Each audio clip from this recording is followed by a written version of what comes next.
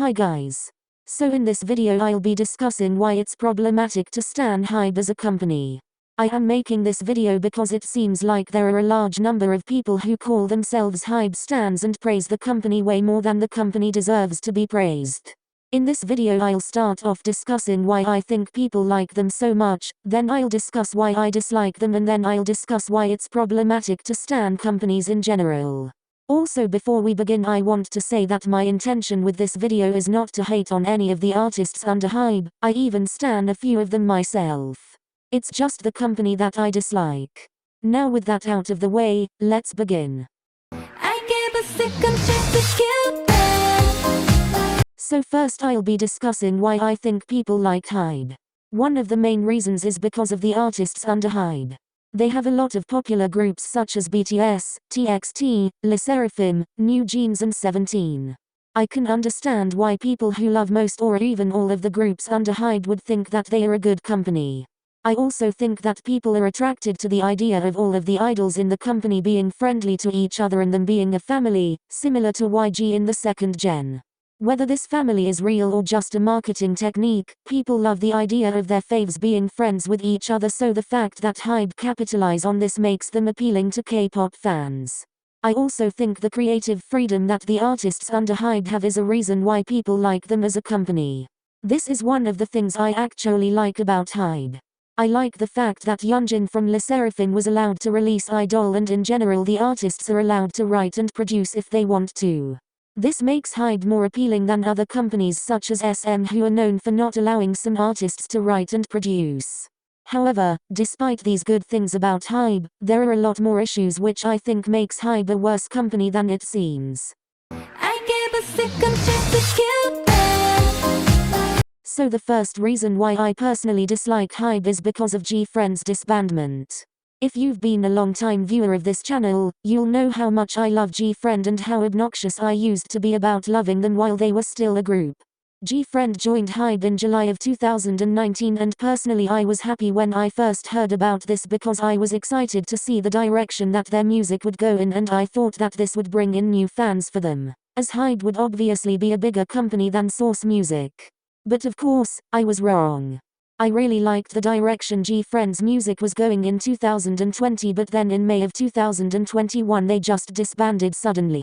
I wouldn't have an issue with this if the members wanted to do this, but they didn't. Sinbi said on Queendom 2 that they didn't even know they were disbanding and that they were essentially fired from the company without warning. Apparently it was to make space for a new girl group, but I don't understand why HYBE would acquire Source Music if they couldn't manage two girl groups under that company. It also doesn't make sense because nowadays it seems like HYBE are debuting groups left, right and center, but I digress. Seeing the members of Viviz get so emotional after performing Time for the Moon Night and Rough on Queendom 2, and also seeing the members of G-Friend still publicly supporting each other, shows that they would have liked to continue as a group. It honestly sucks for the G-Friend members, and the fact that HYBE didn't give them the opportunity to re-sign their contracts was a really crappy move on their part. Next I'll be talking about the debut of New Jeans.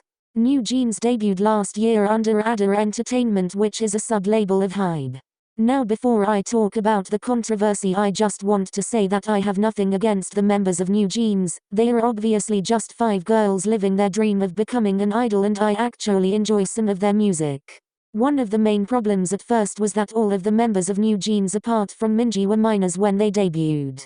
Hani and Danielle were 17, Herin was 16 and Hyun was only 14. Even Minji had only just turned 18, so she was barely an adult.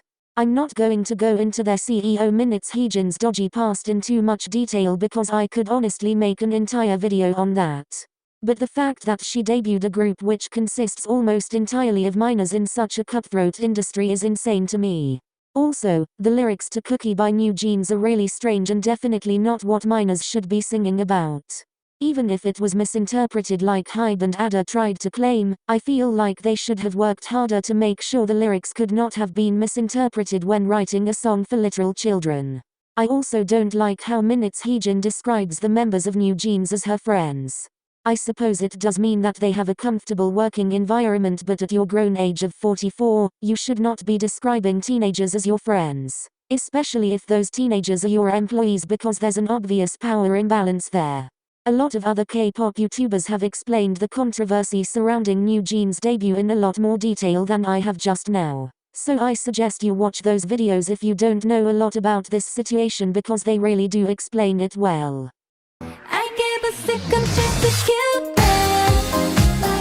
Next I'll be talking about overpricing. Many people have complained that concert tickets and merch prices for groups under HYBE are too expensive. One example of this that I found was when Mask were selling face masks of BTS and they were going for 245,000 Korean won, which is around $200. This is insane. Before you say that it was Mask who came up with the prices, you are right, but it was a collaboration, so HYBE agreed that this insane price was reasonable just because it's tied to BTS, which is ridiculous.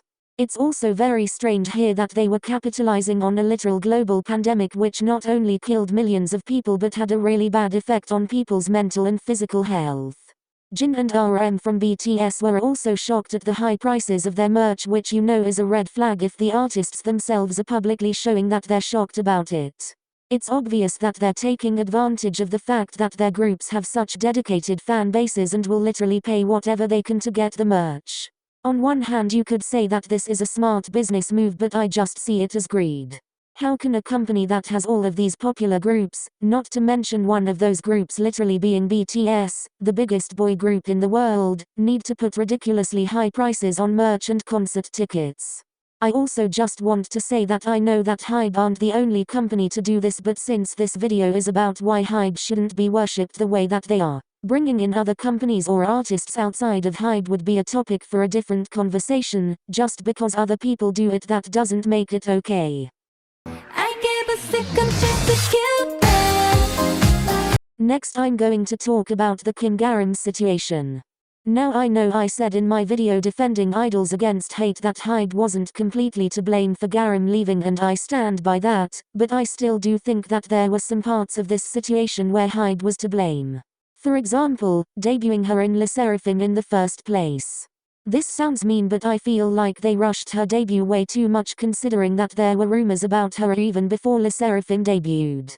I feel like what should have happened is either Le Sserafim's debut should have been delayed, or they should have debuted as a 5-member group and added Garam later on when the accusations were proven to be false.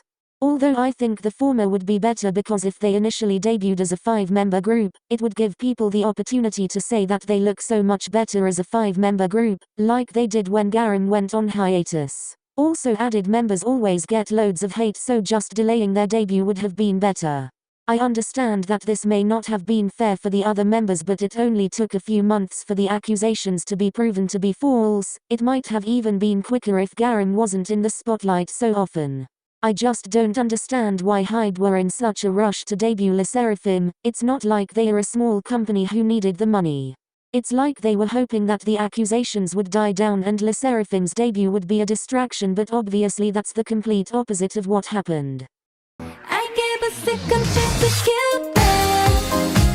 Finally, I'll be discussing why it is problematic to stan any company.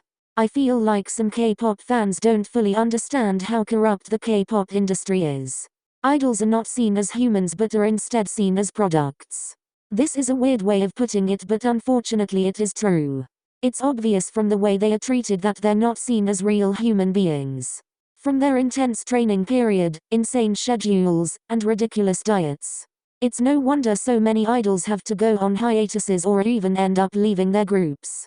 This is why I believe that it is impossible to stan a company, because if you believe that your faves should be treated like human beings, you shouldn't like how their company treats them, because even if it seems like their company cares about the idols, it is highly likely that they don't, and they just see the idols as money makers. And obviously them seeing the idols as money makers isn't a bad thing in itself, but unfortunately the companies tend to be unrealistic with what they expect of the idols under their management, leading the idols to be extremely overworked. That's it for this video. I just want to say that if there are things I didn't include, it's either because I didn't know about it at all, or I didn't know enough about it to ensure that I wasn't spreading false information. I really hope you enjoyed this video. Have a great day or night, and I'll see you next time. Bye.